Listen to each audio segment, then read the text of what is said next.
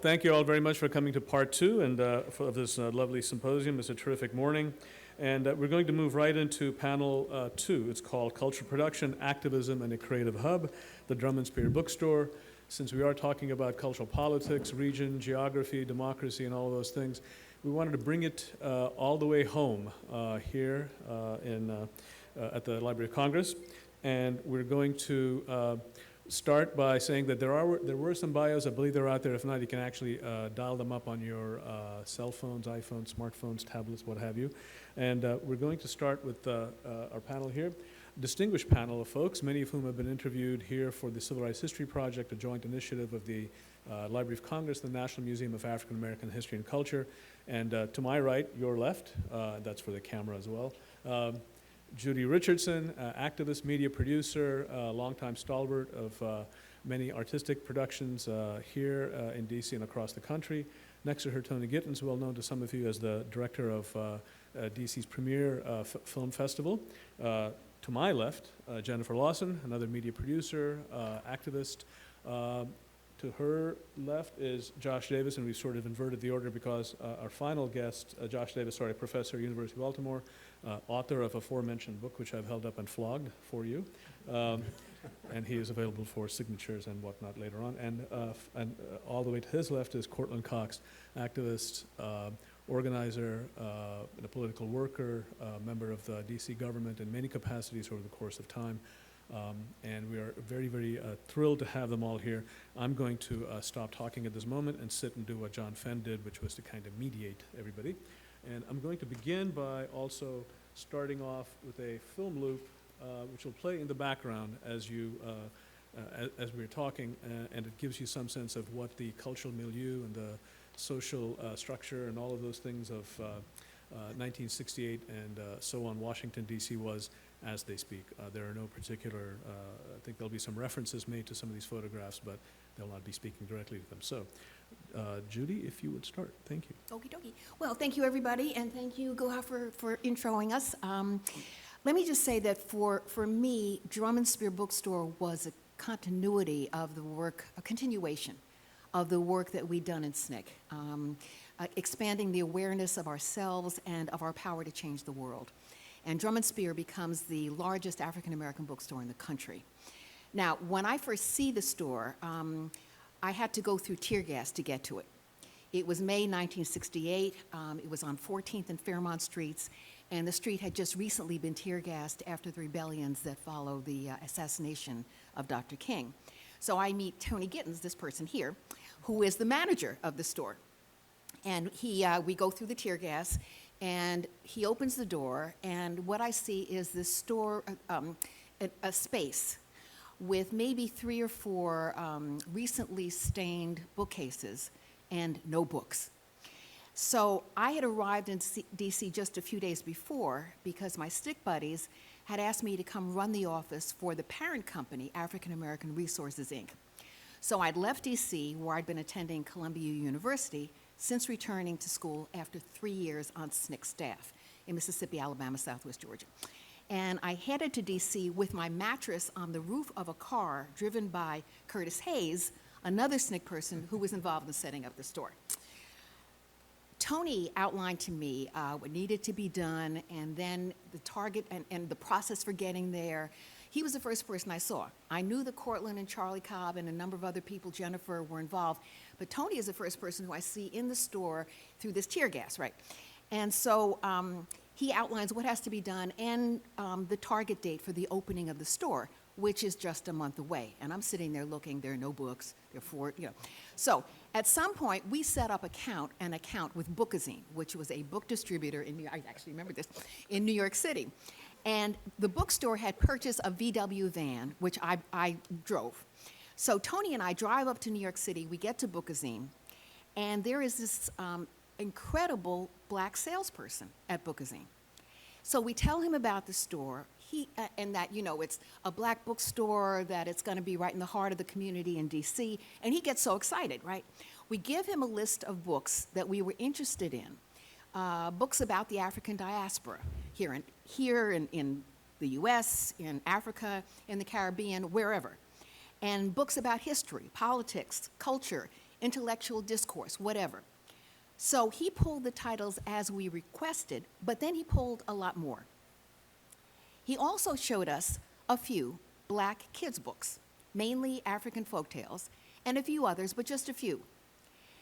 Because this is 1968, so we didn't yet have the federal mandate that required that children's books used in schools reflect the makeup of the children in the communities that they served. That had not happened yet. So we got more books, we stained the bookshelves, and we opened the store. Purposely, we wanted it on 14th Street. But I'm going to let Tony and Jennifer and Cortland talk about that, about the politics of the location, why they decided to start the store. I will say what I did understand, even first coming in, was that Charlie Cobb had initially had the idea from going through Vietnam. And that's a whole other story, which I won't take up my 7 minutes to tell you about. But he sees this idea, he comes through Paris. No, leaves Vietnam, sees it in Paris, sees the cafe, sees books and people having coffee and discoursing, and he thinks, oh, I can do that in D.C. Now, it helps him that his father was the founder and then 15 years into being the executive director of the United Church of Christ Commission for Racial Justice. So he had money. So he gives us the first $10,000. Hey, so we are set at least for the first $10,000. We also have the Episcopal Church at 815 2nd Avenue. They used to give us money as well. So when people talk, I won't go into all. Okay, so the basic point is that we cited the store deliberately at 14th and Fairmont because it was in the heart of the black community. And understanding, too, that this was an economically depressed section of D.C. This was not the Gold Coast, right? But it was a section of high energy and culture. There was a jazz place that I can't remember the name of up the street. There was just lots going on. And there was just such high cultural and political energy in D.C. at that point. It really was Chocolate City. So we are able to bounce off of all of that energy in doing our store. Now, I was going to ask Tony to do this, but he doesn't really remember it, so I'm going to tell the story anyway. Okay. Now, so we were selling not only to individuals in D.C., but also institutionally, to the new Black Studies departments that had been fueled by the Toward the Black University Conference that comes out of the takeover that Tony was one of the two main leaders for. So that had just happened in 1968, take over the administration building at Howard, right? I see Tony at the bookstore. I don't even know that he's just come off that. What I do know is that in '69, because of the Toward the Black University Conference that gets fueled by the takeover, because that's one of the demands, and they get it Toward the Black University Conference, you get Black Studies departments, programs. They rarely become departments. Black Studies programs at San Francisco State, at Cornell, at a lot of these universities. So they're institutionally buying books from Drum and Spear Bookstore. That's really helpful. I should also say that what the Bookazine staffers started in terms of children's books, we ran with. So we built what became a wonderful and extensive children's section of black books, picture books, young adult books, comic books, etc. And we were able to include Eloise Greenfield, Sharon Bell Mathis, DC authors, as well as Lucille Clifton from Baltimore, and so many others. In fact, we became a magnet for some black teachers who normally did not come up into that portion of 14th Street. And they would often be amazed to find all of the children's books that had Black and Latino children in it because they had not formally been exposed to that. So, and that has to do with just who wrote the books and whom they were sold to. And we can go into that at some other point. At that point, you had Brentano's, and that was then the chain downtown, but it really wasn't carrying black books, adult or children's. And in fact, our experience starting Drum and Spear Bookstore seemed to really surprise both the mainstream bookstores and the publishers to find out that black people really read books. What a concept, right? So this expands it, and they start doing books at a lower price, but never the extensive stock that we had in both children's books and adult books and, oh gosh, African literary services. We had so much from the African diaspora around the world.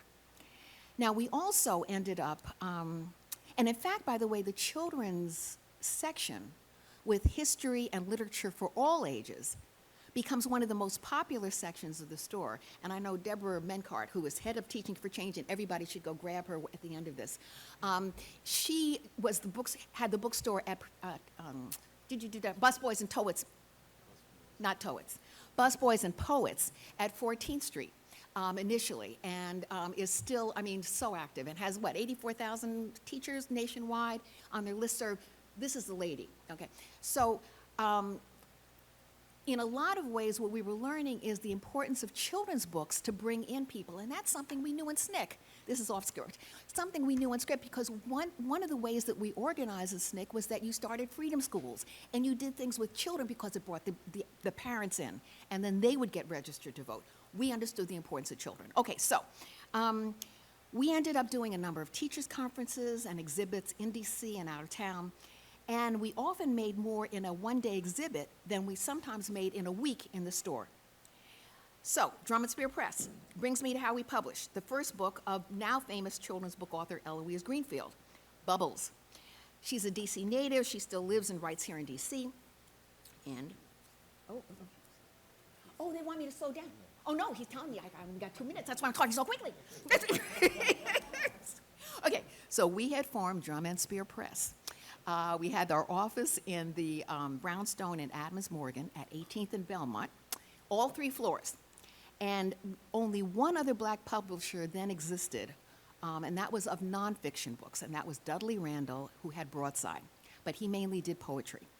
So Eloise Greenfield hadn't yet published, and she sent us her manuscript for what becomes her first book, Bubbles.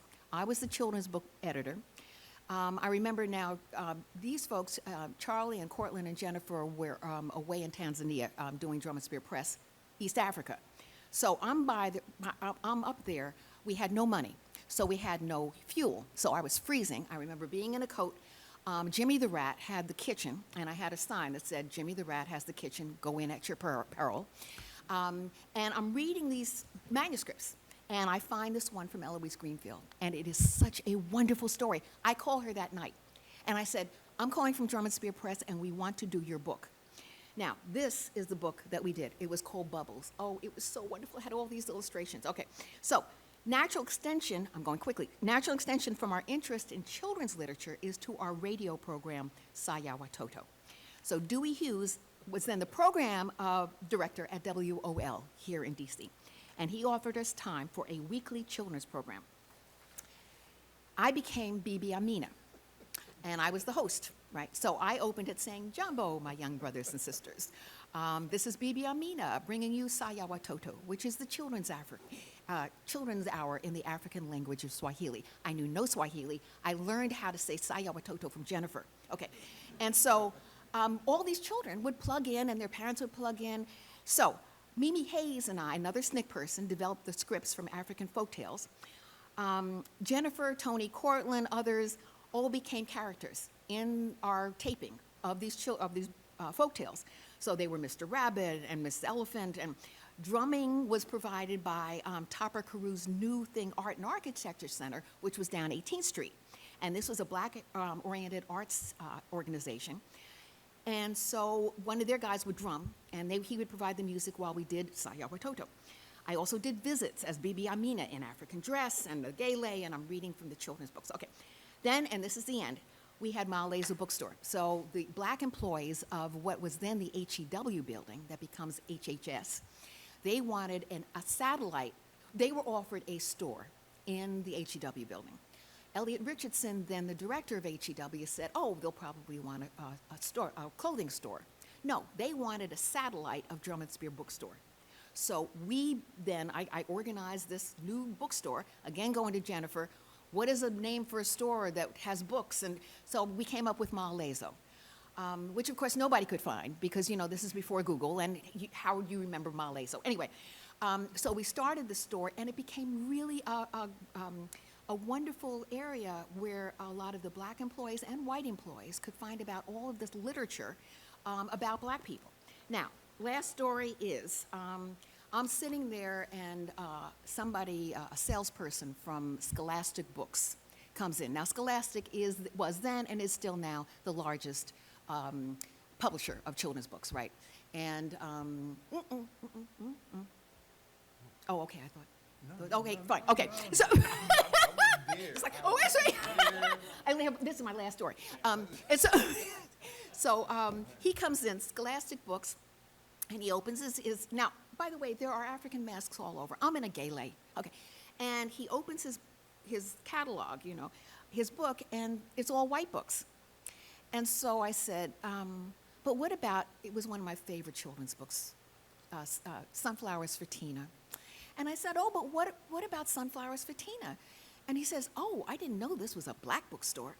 Now, what that meant is like, okay, you're only going to sell these black-oriented books to the black bookstores, and so the white folks and Latino folks and anybody else is not going to have the benefit of these wonderful stories.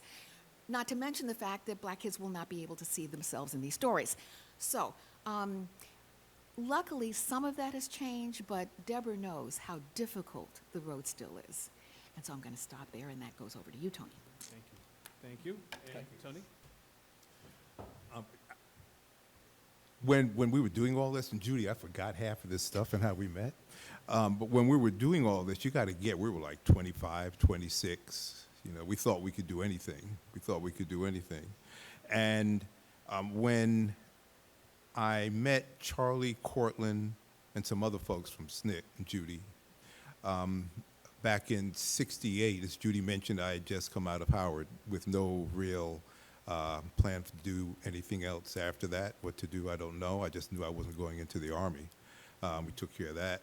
But then I remember being up at Charlie's apartment and Charlie talking about the bookstore and saying, you know, we really need a management for the bookstore. So I said, well, you know, I'll do it. And I remember Charlie throwing me the keys and sort of leaving me to figure out what to do next with a lot of help. So that's how I got involved with Drum and Spear. I was the first manager. I think I did it for about a year until Ralph Featherstone took over. But when folks ask that we talk about the past, I try to do my best to be as honest about it as possible. Why? Because there are young people who are involved in organizing, setting up institutions and such. And they have, sometimes folks can get taken away by the romance of what happened in '68 and earlier. And so I'm here to break up all that romance, to give them, to give folks some sense of when things don't go the way you want them to go, that you're not doing anything wrong. It's the nature of it. You're pushing against the culture. You're pushing against, in our case, a lot of folks who were so much more powerful than we were. And sometimes things didn't work out. So I really appreciate so much of what Judy had to say because I just really didn't recall it. My recollection of Drum and Spear was hard work.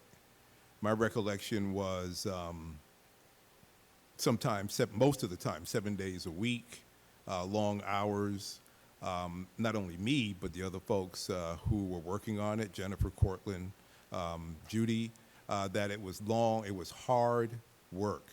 And that's my recollection of it. There were high points, but somehow they don't come immediately to mind. At least they're not visceral.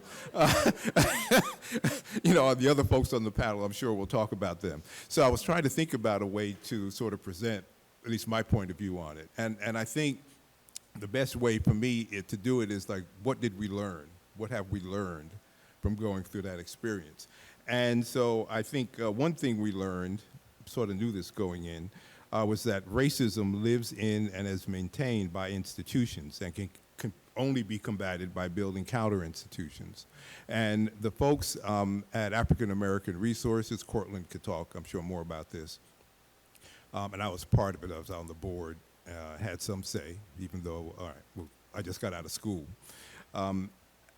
The idea was to build an institution that would counteract the racist information, and we wanted to build educational and institutions that were communications institutions. And so we had the bookstores. We had 2 bookstores to present that information in written form. We also had the press, which Judy mentioned, and folks down the way will talk about that a bit more. And we had the children's show, which I have forgotten. The other person who was a character on that show was Kojo Nambi, and we would gather up in that studio once a week. Who wrote the scripts? Mimi wrote the scripts. Yeah, that's right. Wrote the scripts, and we would get there and we would read these things cold and sort of make it up almost as we were going along. It was great fun. I remember that as a highlight. And we had a school, and we had all of these satellite things around African American resources that were attempt to build an institution to counteract all the other information, negative, racist information that was being put forth by the larger society. And so that was very intentional, very purposeful. That's why we did it. And what we learned is you got to have that kind of focus, or you're just going to be floating out there. Create any old idea that would pop up, you would be attracted to it. But no, if it wasn't in keeping and wasn't viable in some way, it was passed on. We learned that there are unavoidable contradictions in conducting a capitalist enterprise like Drum and Spear while we practice progressive politics that oppose capitalist enterprises. In other words, we were, and Josh does a great job in his book, which I would refer to anybody who's here and interested in this subject at all. He does a great job about describing, not only in our case, get out of here. No, I just saw. I'm only up to 2. All right, I'll speak more quickly and more concisely. So Josh does a great description and real hard-hitting description about not only in the case of in our case, in the case of other black bookstores, but other what he calls activist enterprises that went through the same thing. So I'm just going to read one quote from him. Josh puts it in this excellent book. Activist enterprises, entrepreneurs who criticize capitalism could not totally ignore economic realities if they wanted their enterprise to survive in the long term. Indeed, the greatest threat to activist enterprises, entrepreneurs, was not being co-opted, but simply going out of business. Many activist enterprises stayed in business for only a few years, and most of those that emerged in the 1960s and 1970s did not make it into the 80s. One other point about that when I became manager of the bookstore, I went to New York, and I went to Mashaw's bookstore, which was the iconic, the granddaddy of all the black bookstores in the country. And I had an opportunity to talk to its owner and founder, Louis Mashaw. And when I talked to him, what we talked about, I said, look, man, I'm trying to figure out how to do this. And he gave me some advice. And he said, always remember that you got to pay the sales tax every quarter. Never overstock the bookstore. Don't take on too much credit. We didn't talk about one of the books he had on his shelves. The intellectual discourse was of somebody else's concern. But he knew, and I learned a lot, I mean, just in the time I was speaking with him, about what to do and what to avoid. And so that was my approach to it. Number 3, I'll be quick. From the very beginning, we learned that Drum and Spear was about more than selling books, that my job was not just making the trains run on time, but the store had become this community gathering place that folks would come in to talk, to meet. A lot of the things the programs that Judy had done, and then Cortland and Jennifer had done others, and other people on our staff had done, all of that was expected to happen in the bookstore. So we had a responsibility to not only sell books, but also to serve the community in other ways. We learned that building an enterprise like Drum and Spear is continuous hard work, as I mentioned. It requires long hours and often days and weeks. It also included cantankerous disagreements among ourselves. Good intentions for the struggle do not eliminate hard-headed human nature. We had arguments among ourselves, and pretty much we kept it to ourselves. That just comes with it, you guys who are planning to do a similar kind of project. You're not doing anything wrong. And finally, we learned that our success would help lead to our own demise, as Judy pointed out. Drum and Spear showed that there was a market for black books, and the bigger bookstores like Brentano's and Barnes and Noble, they also saw that, and they began to take our customers that they began to have, they might have been limited, as Judy pointed out, to just a section in their bookstore, but they were selling books and had books that they never would have touched before we showed that it was possible. They did book parties and book signings for black authors that they never would have bothered with until we showed that we had a line around the corner coming in to see Eloise Greenfield and people like that, Julius Lester.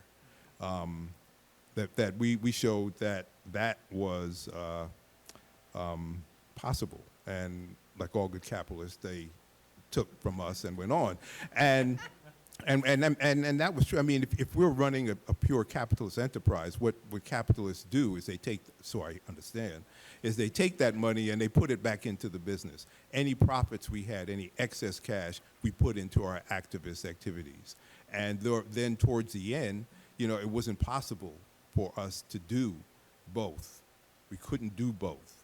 We had to be, it was too late to be practical because we found ourselves in the financial hole and other things. Josh talks about what happens when you're related to a movement, then that interest in the movement will help people come and help fund your enterprise. When the movement becomes not as prominent, then people go away or move on to something else, then you don't have those people who will come, and over time, you begin to fall apart, which is what happens to us. So I can go more into it, but I got to move on. Thank you. So Cortland is going to be up next. Thank you. All right, well, Tony and Judy talked about what we did and how we did it. I'd like to spend a few minutes talking about why we did it. The reason we did it was that it was important to be able to have the power to define. When we were coming along in the 60s, one of the things that we faced was a narrative that said that Africans contribute nothing to civilization. They have never done anything, and they will never do anything. And the sense of the narrative of superiority and inferiority was built on a whole discussion about our lack of contribution. And that existed, both in the Ivy League colleges and existed in number of institutions, but unfortunately it also existed in our communities. And that one of the things that was particularly important was to be able to create a definition of ourselves that we could control and that we would be proud of. And I remember, and for just a very simple thing, if you call somebody black in 1960, it was a high insult. If you call them a Negro today, it's an insult. So the ability to define was particularly important. I think that probably when we looked at it, there were 2 or 3 lonely souls, Carter G. Woodson, J.A. Rogers, and a couple of others, who tried to talk about the contributions of black people and the African people to civilization. But I think that we were very lucky because 2 years earlier, on June 16th, 1966, our good friend Stokely Carmichael or Kwame Ture talked about, put out the program, the slogan of Black Power, and it spread like wildfire in terms of the black community.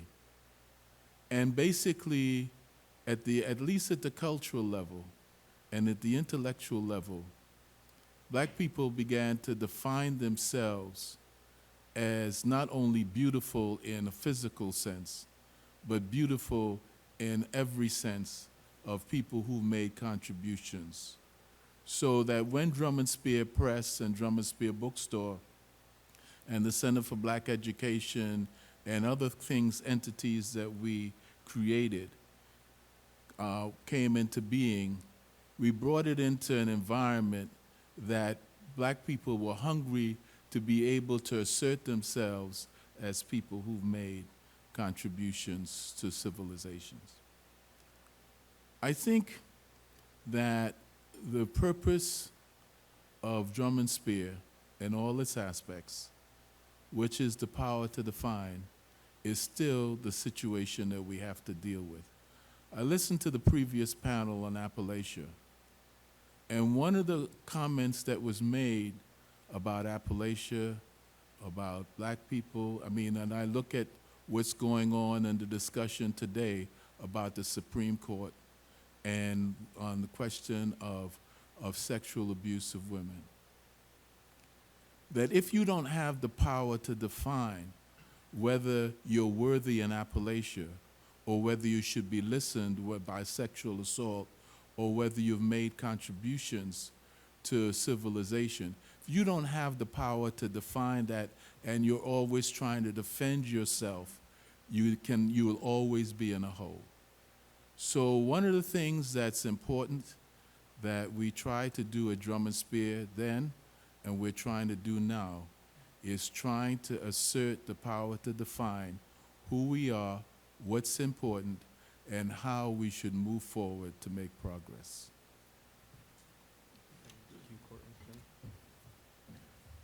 These issues for us were, as you can see, not purely about what we were doing in the sense of books or radio, but it was fueled by this why we're doing it. And in that sense, I think we thought of ourselves as educators with a little e, that we saw ourselves as really being in the business of education, and it was no mistake that we were affiliated then with the Center for Black Education in that respect. But, and there were other places as well that we were connected to. And that it was no mistake that books would be sort of the focus of this initially. Cortland and Charlie and I had worked together in the movement with the Student Nonviolent Coordinating Committee, or SNCC, in Mississippi and Alabama. And particularly in Alabama, we had found that it was really helpful to this defining oneself, defining what you wanted to do, was really helpful, and that we started creating our own books there. We created comic books as a way of educating the would-be black voters and would-be politicians there about, why complain about the sheriff, why not be the sheriff? And then people would say, but what's the sheriff's job? We don't know what the sheriff does. So we would then take the information and make it into a comic book about here's the role of the sheriff, here's the role of the tax assessor, and that over time people ran for those positions and became the tax assessor and became the sheriff. So these rudimentary comics were very, very beneficial, and that was sort of the beginning of our sort of working collaboration in that way. And I was an amateur artist. I never had any formal training, but one of the other things that I think was really so defining about all of us is a kind of can-do spirit. It wasn't a question of, well, I don't know how to do this. I mean, you've heard that all down the line of Judy saying, well, I've never done this before. Tony, the same was true of me. And then we'd say, well, even after we had established Drum and Spear Bookstore, the question was, what's missing? We need books. We need our own books, not just the books that are being sold by other publishers. We need our own books. And so we started creating them. And we had the good fortune to have CLR James around, and so We then published C.L.R. James, A History of Pan-African Revolt. We said we need new children's books. So Cortland and a teacher, a DC school teacher, Daphne Muse, a group of us got together and started brainstorming about what is it that we would tell kids. And we created then the book. I would illustrate and that we would write the text together. We did the same thing with our folk tales. And the people in Tanzania were visiting and found it quite impressive. And we found ourselves invited to Dar es Salaam, Tanzania, to help establish a publishing company there.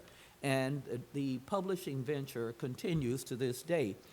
Our invitation to Tanzania came also in association with the 6th Pan-African Congress, which Cortland and several other people helped to establish.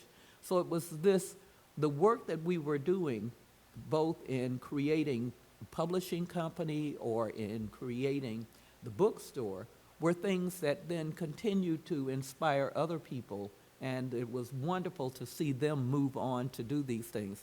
Somebody sort of said, well, what would it look like today? And one of the things that we are very clear about is that, again, it's the why, not the what.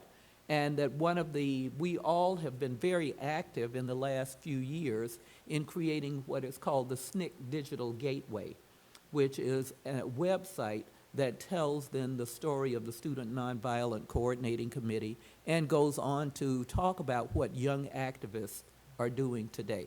So that's the story of Drum and Spear Press, and I look forward to, after Josh, to hearing questions from others too. Okay. Yeah, I wanted to just thank Guha and thank John and thank Thea and everyone at the AFC for putting this together. Really great event. And I wanted to talk about Drum and Spear, but just emphasize that, of course, what we've been talking about, it grew out of the civil rights movement. It grew out of organizations like SNCC, and also was very much a part of the Black Power movement. And I think especially in years 66, 67, 68, there wasn't always necessarily a clear line between the two. They're overlapping. And kind of the big point I wanted to make today, and I wonder, do you think we could switch to the PowerPoint? Yeah. The point I was going to make is that I think there's a lot of discussion in recent years about how skewed Americans' understanding of the civil rights movement is, and how the public's understanding has really lagged behind the participants' understanding, and I would say the scholarship has gotten much, much better. But most Americans, if they know anything about the civil rights movement, they think of it as a movement for political change, for social change. But what I was going to say is one of the real neglected legacies is that civil rights and Black Power were movements for intellectual change. And I think Drum and Spear really epitomizes that. And so I wanted to start with a brief quote. It's from the New York Amsterdam News, which most people will know is kind of one of the premier Black newspapers in the country. The quote's from 1972. Quote, "Anyone who walks along 125th Street in Harlem today may be impressed by the marked changes from the Harlem Street of yesterday. There are Black-owned clothing stores, record shops, bookstores, African bazaars, and other cultural happenings that now indicate a new pride and self-determination in the Black community. These changes in the face of Harlem and other similar communities are largely the result of a Black revolution of the mind, begun less than a decade ago." I think that's a quote that I think really, this idea of the Black revolution of the mind, I think that's a large part of what Drum and Spear was doing. And, I think a lot of different parts of the Black freedom struggle were doing this. The Black arts movement, for example. In SNCC, for example, I'm sure a lot of people have heard of Mississippi Freedom Summer, and one of the large parts of that effort in 1964 were the freedom schools. and the freedom schools, which a lot of SNCC people were involved with, and Charlie Cobb was very involved with. I think there are seeds of Drum and Spear in the freedom school. So Drum and Spear, like I was saying, was not only part of the civil rights movement, the Black Power movement, but also two movements that I talk about in my book called From Head Shops to Whole Foods, The Rise and Fall of Activist Entrepreneurs. Actually, let me see if okay, so here's a picture from 1968 of two of our esteemed panelists. And this is a wonderful photo. It was in the previous photo stream, but this was in the Washington Post. So the Post was covering it. Washington Afro-American was covering it, which was, the sister paper of Baltimore Afro-American. Washington Star, which was a major newspaper, was covering it. And here, actually, this is a picture from the Washington Star that I got out of the Washington Star photo morgues are at the DCPL, the main branch. And so I was going through there and then saw these, and this is just a day in the life of Drum and Spear. And then here's a neat picture of just one little corner in Drum and Spear Bookstore. And the posters, the drawings, I'm sure you can identify a lot of the people there, kind of a wall of fame, so to speak. So here's, this really outstanding cover of one of the Drum and Spear catalogs, and we saw that in the previous slideshow too, but just the artwork to me is so powerful. And we were talking about it, what was his first name again? Was it Robert Cheeks? Bruce Cheeks, okay, yeah. And it actually took a long time. I'd had a conversation with a lot of people about who is this Cheeks person who did this artist, or did this work, and Bruce Cheeks, and it sounds like he's still around. Yeah, and I'd like to maybe talk to him at some point. But here's 2 pages from the catalog, and I just wanted to, so here's, an amazing illustration, and then the catalog, the categories were not typical bookstores categories, right? Like there's a whole page on African nationalism. There's a whole page, there's a whole bunch of different categories. So Drum and Spear was part of what I would call that activist business movement, which is businesses growing out of not only a Black Power movement, but a feminist movement, anti-war movement, even the hippie movement, environmental movement. Activists who are starting businesses, they're thinking of businesses less as money-making ventures and more as organizing tools. They are interested in keeping the lights on, but that's what my book is about. And yeah, if anyone wants to check it out, I've got copies back there. But getting back to this idea of also, I would say, a Black bookstore movement. So obviously there were Black authors going back centuries, but in the United States, the kind of mainstream literary marketplace, other than people like Ralph Ellison, Langston Hughes, the real heavyweights, there were just a few marquee authors who were getting any attention from the white-dominated literary marketplace in the early 60s. And in the early 60s, I think I found there was maybe a dozen what we could call Black-owned and Black-oriented bookstores in the whole United States, roughly a dozen. But those numbers began booming in the middle and especially late 60s. Really, they're inseparable from the Black Power era. So what was a dozen stores in, say, the early 60s became something like 75 stores 10 years later. And that's a big jump from 12 to 75. In 1969, New York Times, am I getting a warning? 2 minutes, okay. 1969, New York Times did a story. This kind of goes to the point Judy was making, just the fact that the New York Times would do a story on the novelty of Black people selling books to Black people. That was a novel going on. And the Times said, a surge of book buying is sweeping through Black communities across the country. And the whole piece was about Black-owned bookstores. And there were these old stalwarts like Louis Mashaw's book in Harlem, his store. But there are stores popping up all over the country, in D.C., in Atlanta, more in Harlem and Brooklyn, And there's a few that still even exist today. Marcus Books comes out of San Francisco, and they still have a store in Oakland today.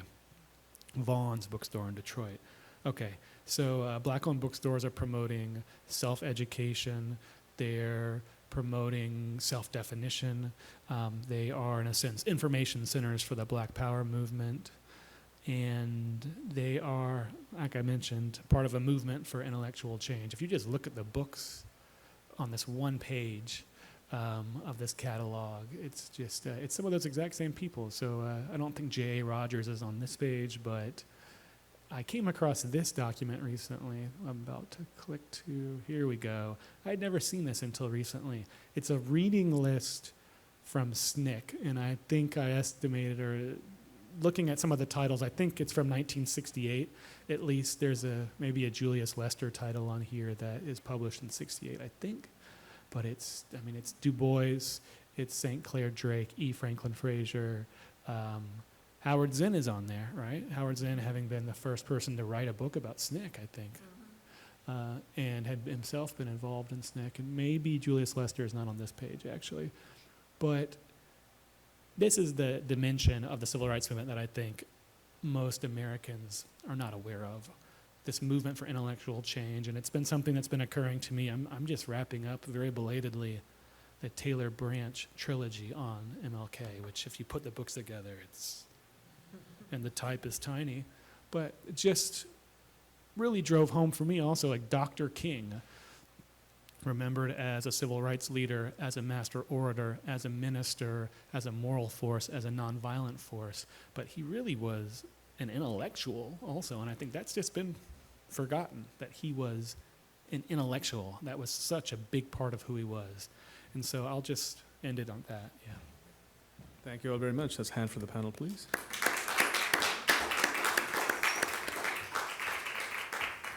So everybody here was handed a list of questions that they were going to talk about, but I want to pick up this, sort of go off script a little bit, and only because Cortland is getting ready to leave. But I wanted to ask about this notion of intellectual production and representation, which has come up again, as you mentioned already, between the previous panel and this one. Where do you, and what does the future hold then, if you want to be a futurist, in terms of how you control that? And what, I mean, you touched upon that briefly, but what are some logical outcomes, perhaps, that you might look towards?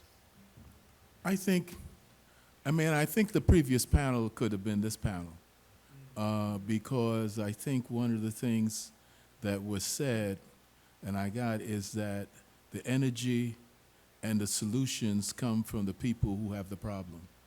That's where you have to look.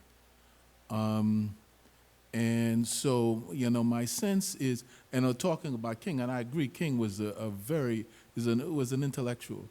And I tried, when I first heard this, I thought it was, well, this is not serious. But King used to say, the arc of the moral universe is long, but it bends towards justice. And I thought, well, that's not serious, But it does seem to me what you have to look for.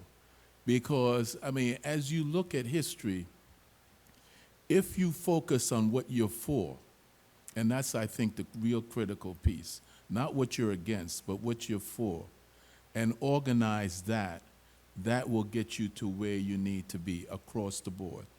And let me just say, the reason I do have to go, and I have to excuse myself, is that I am working on a project which says that in 6 states that exist, Florida, Georgia, North Carolina, Michigan, Pennsylvania, and Ohio, that we want to get in 2018, we want to get the black vote to either equal or exceed the white vote.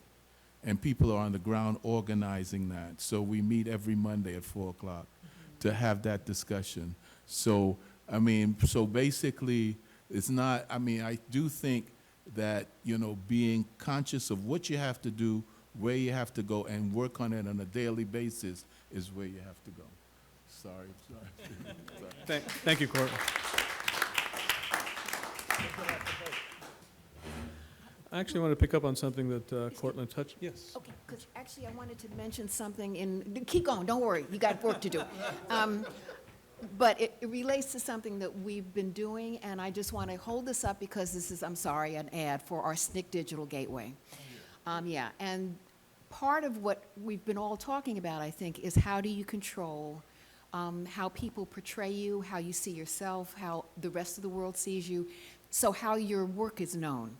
And luckily for us, we were younger then, you know, well, we're obviously younger then, but I mean, we were the youngest, SNCC was the only youth-led civil rights organization, national.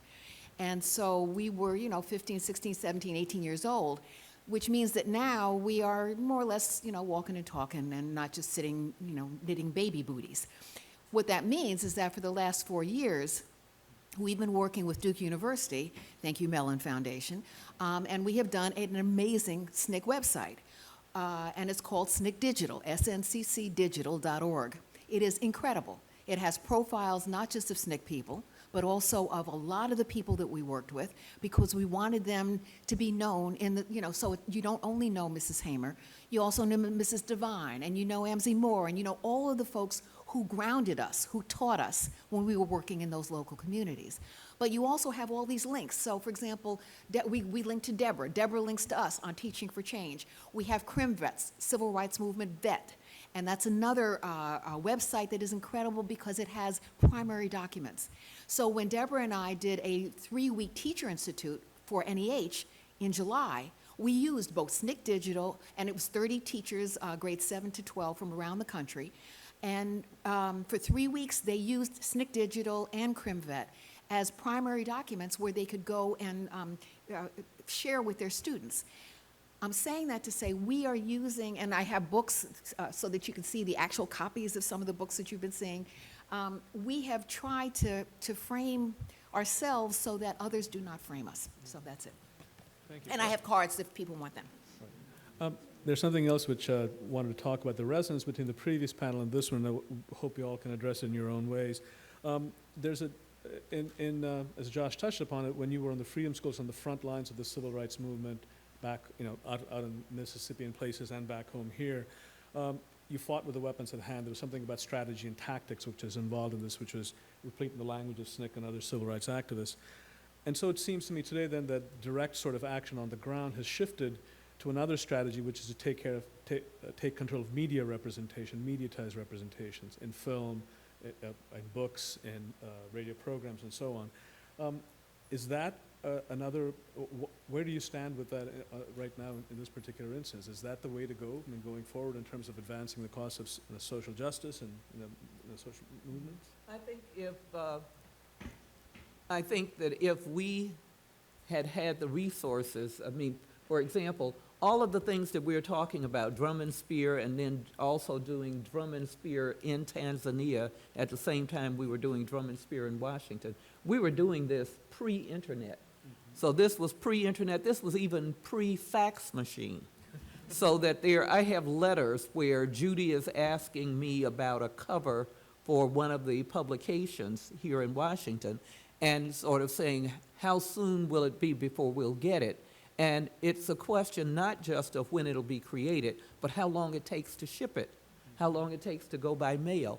So we are talking about this work taking place at a time that was pre-internet, and when we talk about media, this was it.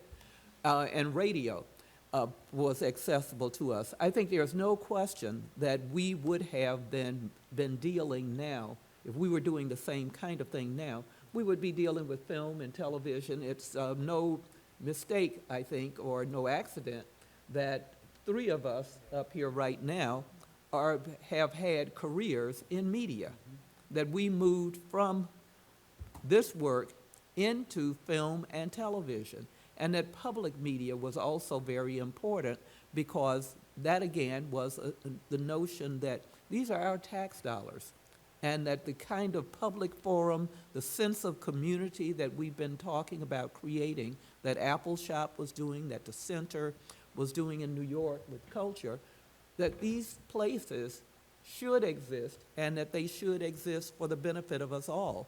And that, to me, is one of the values of public media and why it becomes so important to not only keep it in existence, but to keep it ours too, to keep it as a real benefit to the communities that it serves.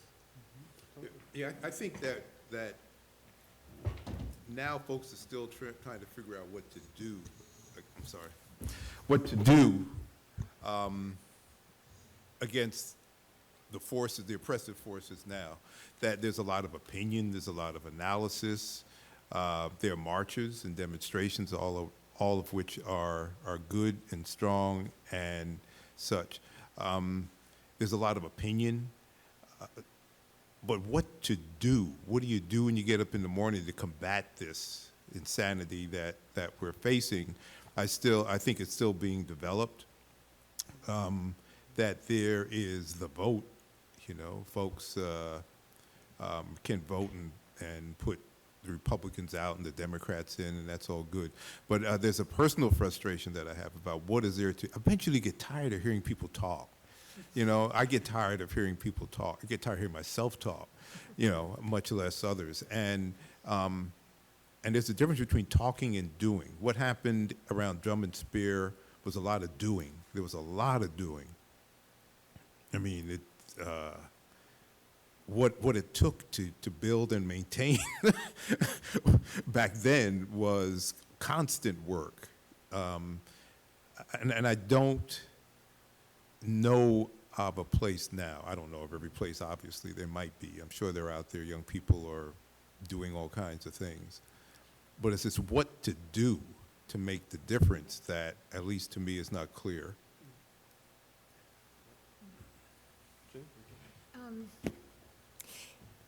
See, it's interesting when Jennifer talks about how three of us have gone into media. I mean, Jennifer, you know, really was really major in PBS and CPB, and some of the funding that Appalshop talked about that was coming through, you know, Jennifer's shop.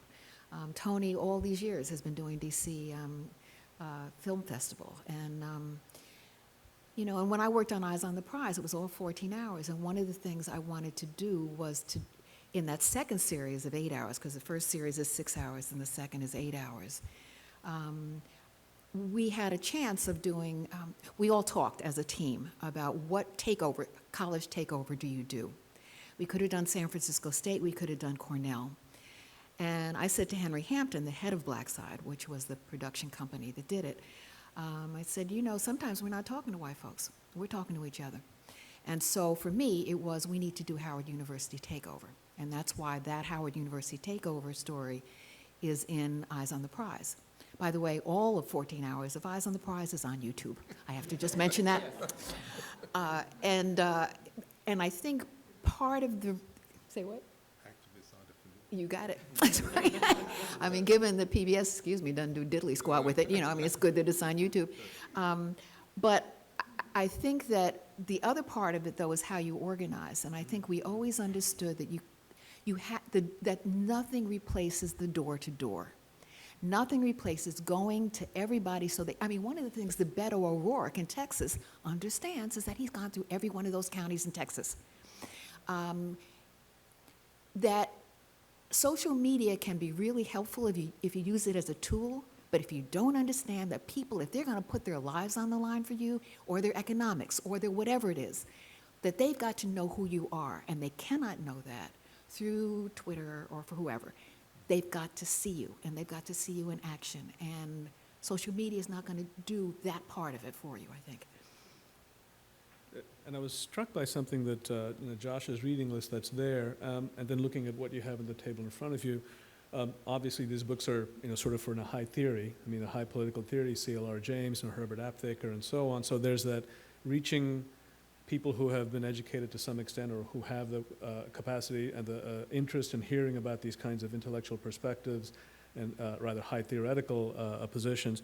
But then the Watoto Africa and the children's books, you seem to be getting them from that sort of cradle to, not quite grave, if you know what I mean, but, you know, sort of our age, I guess. I'm not sure whether it's the grave or not, but can you speak about that just a little bit? Well, it's interesting. One of the things that we as SNCC were known for was sort of telling us our history from the inside out and from the bottom up. And so, and that in part relates to the notion that we believed that everybody that we worked with was important, and that we didn't make distinctions between the sharecroppers or the people who were the school principals in the areas that we worked with. And in some cases, like with the freedom schools that were mentioned and some of the work that we subsequently did, we put a lot of emphasis on adult education and on literacy, because that was part of the legacy of the segregation and the horrors that people had lived through. And that it was the thirst for knowledge, the thirst for information. It's just incredible. And so the kinds of discussions that we would have in SNCC and with people with whom we were working in these rural areas was quite astonishing, because people really wanted to learn. They wanted to talk about ideas. They wanted to talk about a range of things. And so that was what these works, in part, we were creating them for. I'd like to step back a little bit from what I just said, that the folks who I think are really at something, are really doing something, are the folks from, the teens from the high school, where the Yes, Parkland. Parkland, that, Emma, honey. yes, that when we were watching them, they did remind us, they did remind me of some of the activity we've been talking about here today, that those kids are smart and they work hard and they're out there and they put their heart and their soul into doing something to change, to make that shift about defining that Cortland was talking about. The question with them is, do they, and I'm sure they, all right, is, do they know, and this is something we learned, it's a long-term struggle, that the enemy is dug in. The NRA in their case is dug in. Those guys and girls they fight for every inch of holding on to those guns.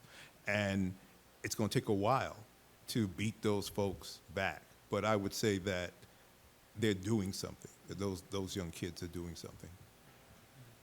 I want to shift the register slightly. Josh, did you have something you wanted to add to that? Or? Yeah, just briefly. I was going to say, just kind of can't overemphasize the point about this being pre-internet. I think we are all aware of that, but I always have to really emphasize that with students, what that meant. I mean, if you wanted to learn about political movements, you basically learned about it either through books or more likely through people, and the people around you, people you went to school with, people you went to church with. And these activist businesses, and Drum and Spear really epitomized this. They were focused on the 3 Ps. First of all, they wanted to put new products out. They wanted to put political products out there, books by black authors that are almost unavailable in American society. Then they wanted to focus on the processes. So this wasn't just a bookstore, but Drum and Spear had a radio show and a publishing press, and they're linking up with, publishers in Tanzania, right? So they're reinventing processes. But place was really, really important, and I think place is still very important, but I think especially then, without people being able to connect through a thing like the internet, through a thing like Twitter, you needed to meet in person, and it's very hard to find the gateway into movements, into literature. And I remember Judy saying this before, the bookstore was for the community, and DC was Chocolate City, but there's still class segregation even within Black DC, and so a place like Howard, which is like the shining institution on the hill, was very, very distant from a lot of people in the Columbia Heights neighborhood. Had people coming into the store who'd never been into a bookstore before. And to have a public-facing political institution that sold some of these books like these, but had it kind of mediated through people who could connect people on the ground to some of these books, that was hugely important in a way that is even more important than I think it would be today, because people couldn't self-educate online. Right. So we're talking about the space of intellectual production, and I want to make sure that those of you who don't already know the story, but even for those of us who do know the story, is that intellectual production is dangerous. It brings about certain kinds of reprisals. It brings about certain kinds of attention. And I think the point that Tony was making about what the forces that are impinging upon you in the first place and keep coming down on you were very real. And maybe I'll get Josh to kick this off, because there's a very really intricate part of this book, From Head Shops to Whole Foods, which I found which is also excerpted in the Atlantic magazine, which I wanted all of you to talk about. But can you talk a little bit about exactly who it was and what were the kinds of outcomes and effects from people in positions of power against Drum and Spear and other kinds of entrepreneurs like that? Oh, right. So I think, again, to go back to this idea of these businesses, especially Drum and Spear, being the public face of a movement, as Cortland said, Stokely was a dear friend, and people like the FBI were very keenly interested in Stokely. I mean, they were deeply interested in SNCC and the movement and Dr. King and everyone. But in 1968, I think Stokely was really one of the people that they were almost obsessed with. And the dangers of him, if you've ever heard of this memo that J. Edgar Hoover wrote about, we've got to stop the possibility of a rise of a black messiah. And what I kind of came up through my research was as part of COINTELPRO and as part of the FBI really focusing on trying to disrupt movements and especially trying to destroy civil rights and black power movements, they became very, very interested in black-owned bookstores. And Hoover even issued a memo to every national or every local field office of the country. And it said, watch out for what he called African-type bookstores. They're extremist, they're hateful, they're anti-white, and if there's one in your jurisdiction, you need to open a file on them immediately. And that's maybe 6 months after the Black Messiah memo of March 1968. But as it would just happen, Drum and Spear was conveniently located not even 5 miles from the Federal Bureau of Investigation's national headquarters.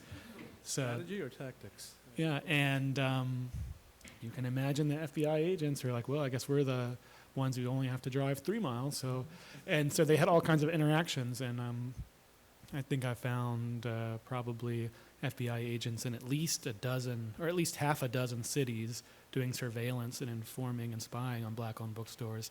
But it was probably many more than that. Did you all? had regular visits. Can you talk about that a little bit? Okay, yeah, okay. So they used to come into the store. We found this out. Actually, Josh dug this out. Josh is so talented. The man is a good man. Thank you, Josh, for all you do. Really, really. Yes. So Josh got the FBI records about their surveillance of us and Drum and Spear. It was fascinating reading. I read it twice late one night when I forgot. I think Josh or Judy sent it to me. And it's just fascinating. But they would come in plain clothes and engage us and buy books. And I think they had bought, I think Josh, you said they had bought a whole bunch of, we were selling Mao's Little Red book, and they bought them all and sat in the car outside and read them. And so it got to the point of being silly. But there's files on everybody you see sitting up here, and many more, about our comings and goings. I was surprised what they knew about where I lived, who my social friends were. But they had a file on us. I mean, they were about to bring us down if they could. At an earlier point, too, when when I was working with SNCC in Atlanta and we had some financial problems, I and a group of other SNCC people had opened a little store, a little boutique near Atlanta University, near the Atlanta University complex. And that there are FBI records, too, that show in the records, they talk about then people coming into the store, their agents coming into the store and overhearing things in the store about, whether Stokely or someone was coming to town. And it's really interesting because then, that the conversations that they overheard helped us identify who then the agent was in that particular case.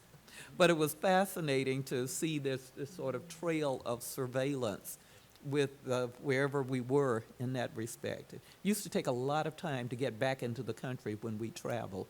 Can I also say, I don't know why they thought that they could be undercover. I mean, at this point, we were not gentrified. I mean, only black people came into Drum and Spear. And there were only white agents at this point. And they always looked like they used to do in Greenwood, Mississippi. They had the funny little shoes, and they always were buttoned down. And they walk in, and they think that we're not going to know they're FBI agents. And then they pull stuff off the shelves that they clearly don't even really know what it is, and then they pile it up. Now, most people used to come into Drum and Spear, and you'd have 1 or 2 books. They had piles of books that they're buying, and they're white. So, we kind of knew, yeah.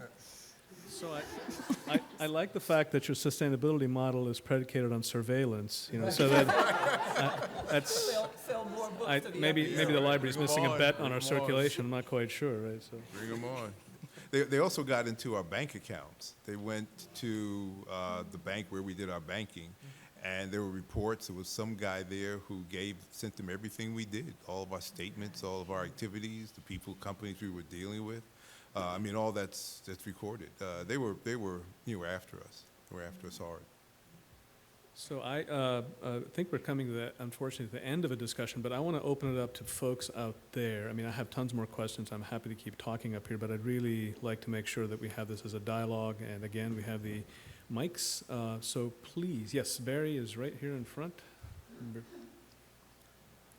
I just had a question. In, I guess, 69 or 70, I drove out here from Missouri to attend the DC Blues Festival. You mentioned Topper Carew, who was the person I think who put that together. It was one of the, maybe the first and only one, blues festival put together by an African-American organization at that time, seemed to me. Anyway, was that connected in any way to Drum and No. Spear or to It your wasn't work? formally connected, but we had there were some wonderful organizations in Washington, D.C. at the time.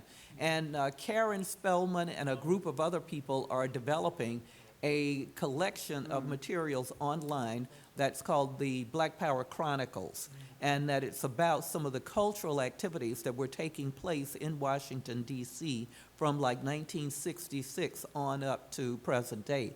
And that Topper Carew and I've forgotten who else he was working with, had the new thing. Oh, and Alice Carew later. Yes, Alice. Then they had the new thing, and that he had a background in architecture as well as in art. Then there was Lou Stovall and Di Stovall and Lloyd O'Neill, who had then the workshop, which focused on print making and also graphic design and the arts. And Lou did the typography he did the fonts and everything for this book, the coloring book from Children of Africa.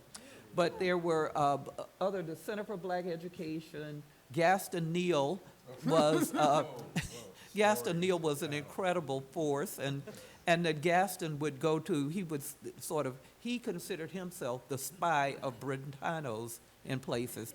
He would go down and then come back to Drum and Spear and report that what Brentanos was selling and what they were selling it for. He actually stole the books. Yes. Thank In you. a Thank you. I was nutshell. about to say. We're here to tell the truth. Yes. That Gaston had skills, and he would, and all of a sudden he'd show up and he'd have all the newest books that we could never afford to put, and he would make them available to us at real discount prices, and we put them on our shelves. However, we got caught. Let us Yes, remember. oh. Remember when the woman came up? The woman from Brentano. So now this is before we get to that store that you're seeing. So we're still a small store right on 14th Street, and she walks in and she has a couple of the books. And she says, I'm sorry. She takes them off our shelves. And she shows it to us, and she says, now, you'll see because they had Brentanos in them. And so she says, now, we will not prosecute, because she knew who he was. She said, we will not prosecute him, but you are not to buy any more books from him. And we didn't. But, yeah, we call them sticky fingers. Yeah. I think, didn't Topper Carew also, he was involved in media later. He went to L.A., didn't he? was very Because I definitely. worked with him. Yeah. Topper Carew also started the new thing. Rainbow Media. Media Works. yeah. So I went out, after we started the first series of what became the 14 Hours of Eyes on the Prize. Then I go out and I work with him in L.A. And did you all at PBS, did you fund him? Yes, Yeah, because yes, we funded that's right. him.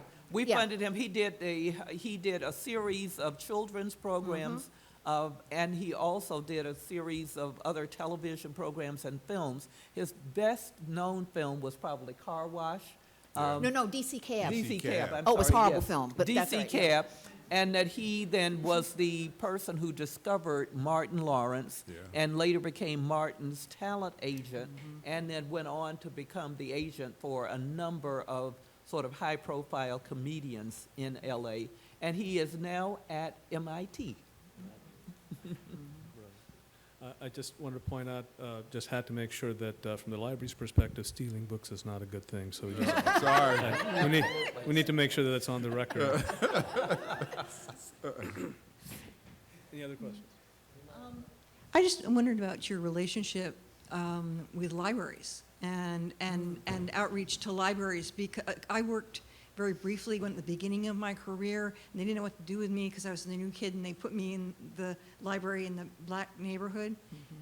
It was an incredible lesson in the power of books, and we were like a place where the kids would come after school, and they'd all stream in, and they were just so excited. And so I wondered how your interaction went with libraries. I can say that we had, we would do, there was at that point a black caucus of the ALA, the American Librarians Association. And so we would do conferences with them, and we would present our, a display. As I said, we would take the exhibits other places outside the store. And so we would bring some of the children's books that we had, and they were very supportive of us. I don't know of any, and maybe you all do, I don't know of any direct relationship we had between the store and the librarians, except to say that they would often come into the store and check out some of the titles because, of course, they're not being shown the titles by the publishers, and we were. I mean, yeah. But it's interesting, too, in our later lives that I think that our appreciation for education and, you know, big E, small e, is just so profound that then that continues our relationship with organizations like Deborah Mincart's Teaching for Change, and also with work that goes into the libraries. For example, whether it's Eyes on the Prize or some of the other documentary or other films that we did, we'd always make provisions that there would be what we call outreach or other extensions of this work so that it would go then either on the internet, or it would have materials that would go for use by community groups and for kids. Other questions? But we love librarians, let me just say. Yes, we do. vi- We really librarians do. very special in It's public. And Yes. librarians love you. Thank you. Sir. Thank you for this panel. I don't necessarily know if I have a question, comment. I'm sure it's going to morph into begging an answer.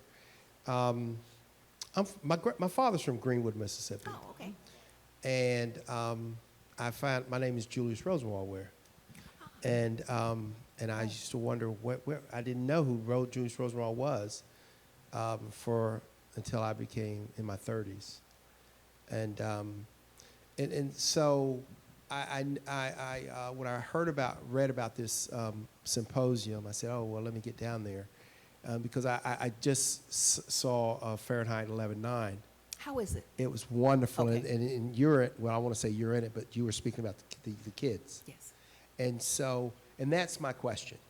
There are a lot of organizations. For years, I was involved with AFL-CIO and NAACP, so there are a lot of organizations now that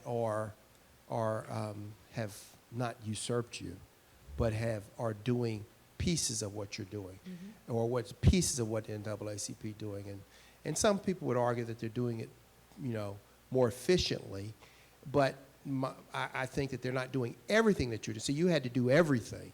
Now you have organizations that are just doing. We're going to do a little bit of it, so they can specialize.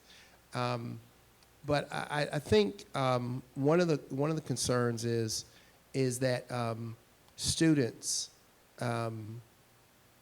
when they want to get involved, and I see that you all, I was reading your bios, and you've had successful careers. So how do students now that they want to get involved and they still have to be concerned about their livelihoods, how do they make that transition to that capitalism?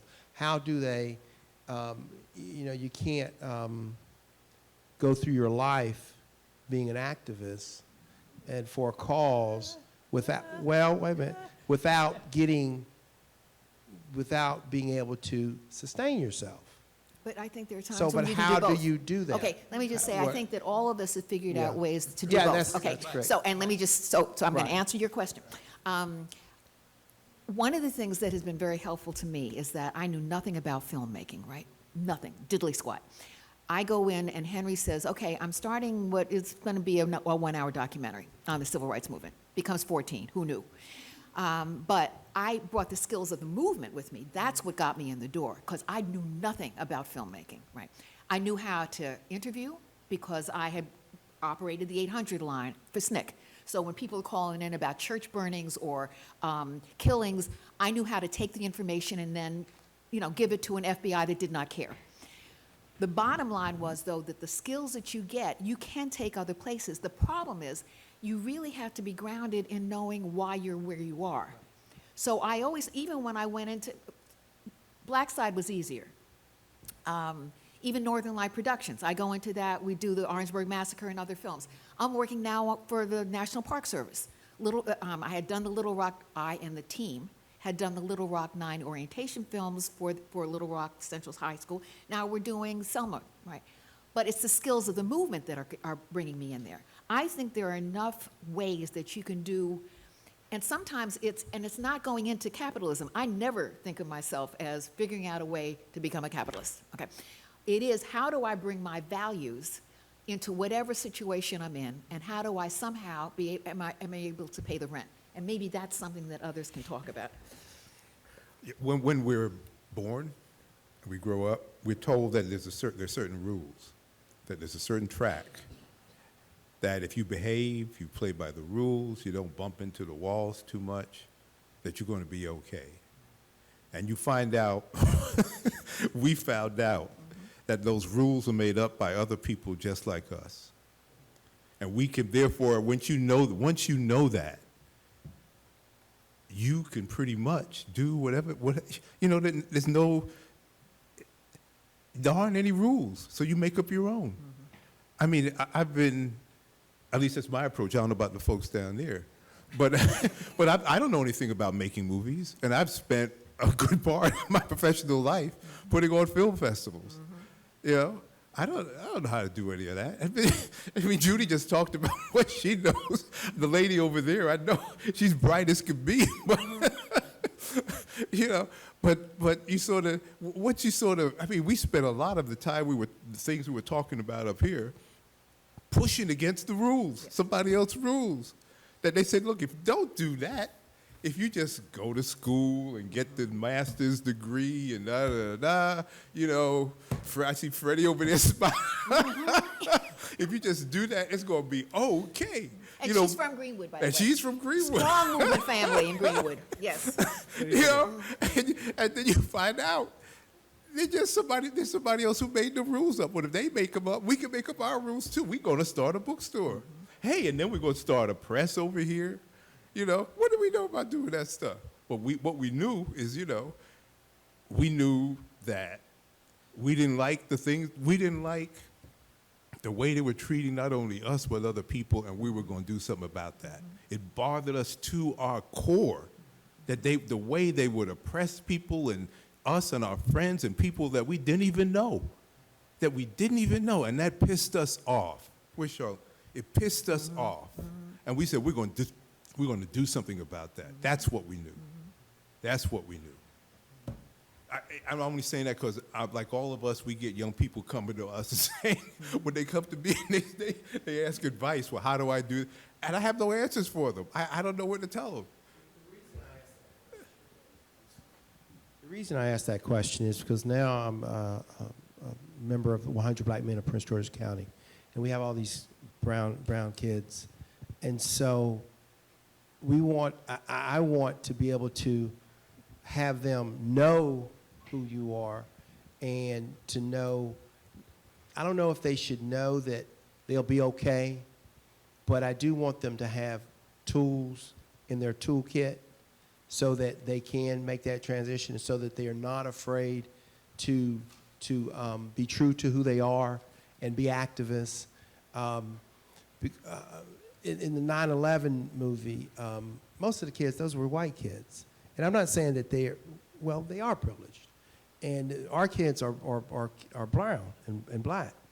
And the target population may or may not go to college. And so I don't know if they're going to have those skills, but I want them to have those skills. There are other films about young people like them that you can show them. Right.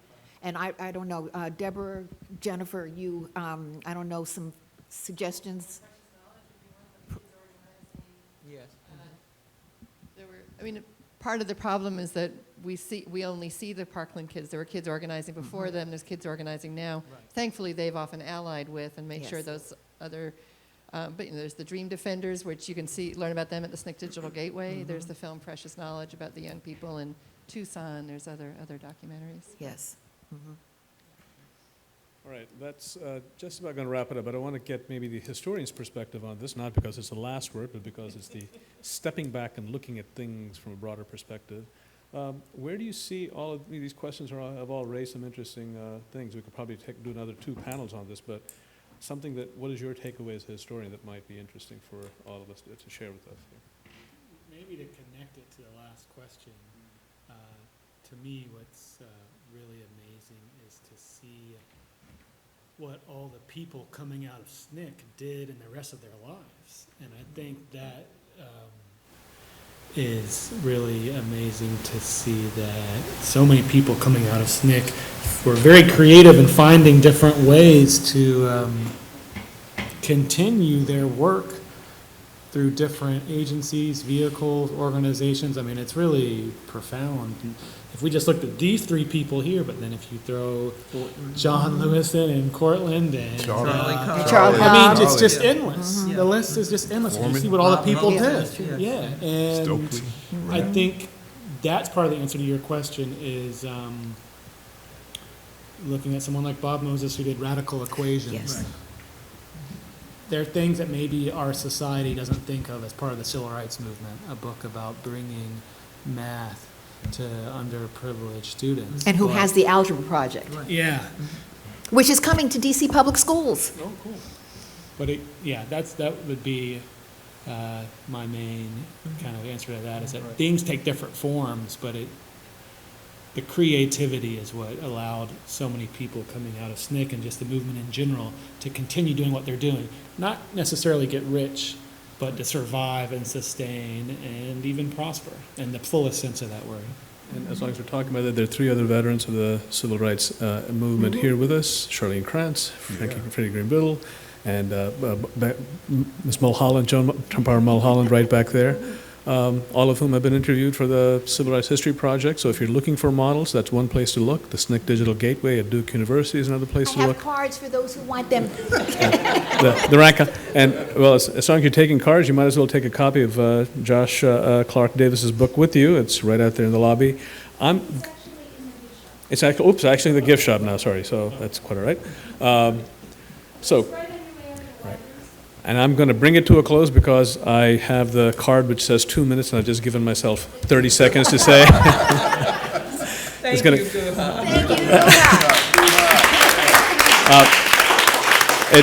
It's our privilege here at the Library of Congress, the American Folklife Center, to have hosted this panel, so thank all of you, and thank all of you for coming.